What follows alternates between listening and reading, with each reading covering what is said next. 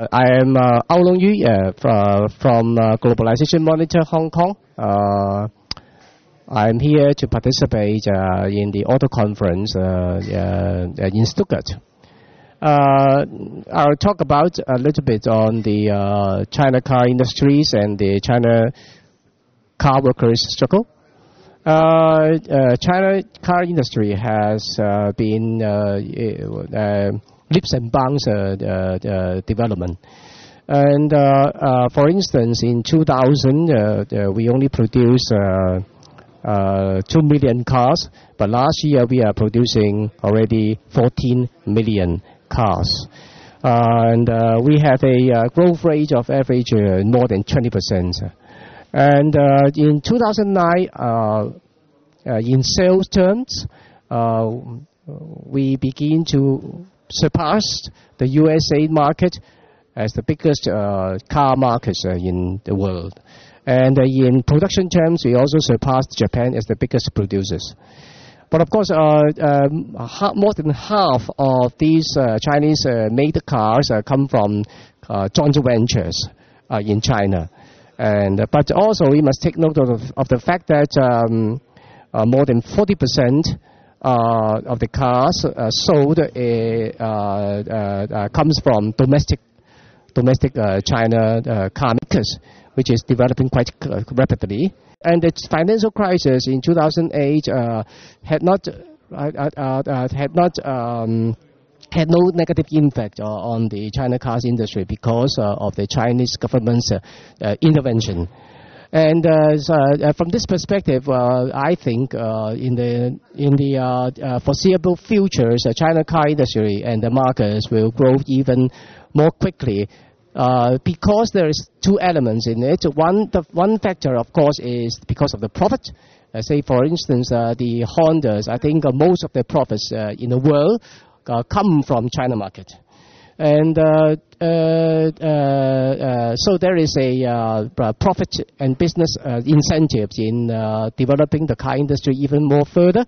But also there is a second factor which we must put into account because it is the government's intervention. Because the governments see supporting the car industry as one of the important pillars in the rise of China. So since the Chinese government is clearly and explicitly pursue for a peaceful rise of China, so they will put in lots of money in research, in whatever sectors to support the car industry, and to use its bargaining power to make the Western or Japanese car plants, car companies to transfer more technology to China domestic car makers. And but this great growth of car industry are at the expense of the environment, of course, but also at the expense of the labor.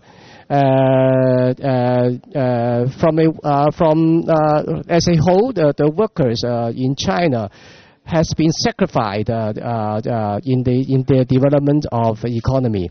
For the past 15 years, wages as a share of the GDP has declined more or less 15%.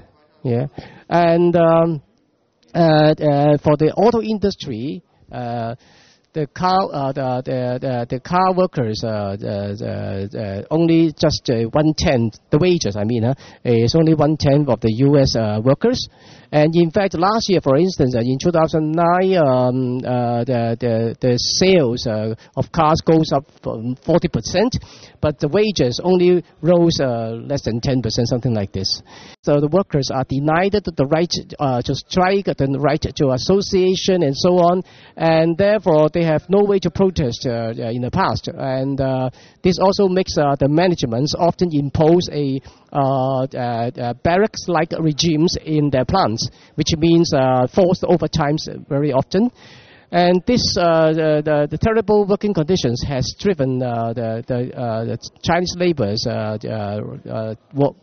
rebellion very often. There are lots of spontaneous strikes, and in the auto industry as well. But it is only beginning from this May, in May this year, the Honda strike, which for the first time that the auto industry workers has won the big success. In Guangdong, there is a auto parts plant in Honda, and there are 2,000 workers. They struck for 17 days, and won the 34% of pay rise, which is significant. And what is more important and significant is that they raised the demand for re-election of the workplace unions. And also, for the first time, the authority has to recognize the legitimacy of this demand, which in the past they denied.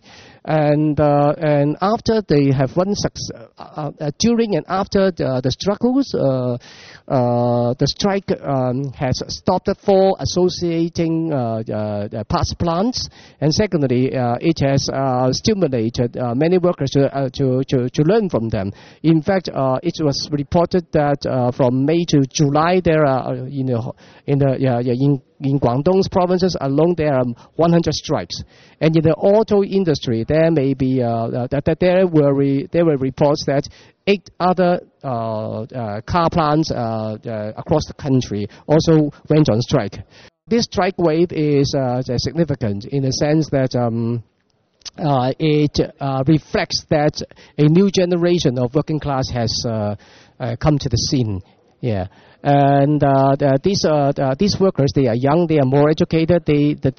Although most of them come from rural, they in fact has already disconnected with the rural. They are more urban-based, and they want to sink roots in the urban. And this gives them a higher expectation than their fathers or uncles, and therefore they are all more willing to strike. And secondly, these generations of laborers, young workers, they have no memory of the defeat in the 1989 democratic movement, which still acts as a discouraging factor among the state-owned sector's workers, because they have experienced the defeat, and then the Chinese government has downsized the state sectors with laying off more than 40 million workers. This double blow to these state-owned workers makes them quite demoralized. And even if they fight back, they often did not dare raise the issues of freely elected trade unions. But these young generations of the migrant workers, they have no fear of that because they have no memory of this defeat. And this is, in this sense, I think a new working class is coming to the stage. And hopefully all activists be prepared for this.